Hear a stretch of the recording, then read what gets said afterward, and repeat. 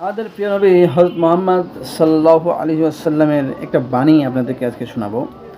সেটা হচ্ছে প্রিয় নবী হযরত মুহাম্মদ সাল্লাল্লাহু আলাইহি ওয়াসাল্লাম বলেছেন, আমরা মানুষ আমাদের জীবনে আমরা মানুষ দুনিয়াকে সবসময় সুন্দর করার চেষ্টা করি। আজীবন সেই সুন্দর করার চেষ্টা করেই আসছি, কিন্তু দুনিয়া দেখেন সুন্দর হচ্ছে না, কিন্তু দুনিয়া বরঞ্চ উল্টো নষ্ট হচ্ছে এবং দুনিয়া ধ্বংসের দিকে এগিয়ে যাচ্ছে। এর পেছনে যে কারণ, সেই কারণটা হলো আমরা মানুষ নিজেকে পরিবর্তন না করে দুনিয়াকে পরিবর্তন করার চেষ্টা করছি। দুনিয়াকে আপনি যতই পরিবর্তন করার চেষ্টা করেন, যতই দুনিয়াকে সুন্দর করার চেষ্টা করেন, যদি মানুষ সুন্দর না হয়, আপনি নিজে যদি সুন্দর না হন, তো দুনিয়া কোনোদিনই সুন্দর হবে না। এজন্যই রাসূল আকরাম সাল্লাল্লাহু আলাইহি ওয়াসাল্লাম বলছে যে দুনিয়াকে সুন্দর না করে নিজেকে সুন্দর করো, দুনিয়া এমনিতেই সুন্দর হয়ে যাবে।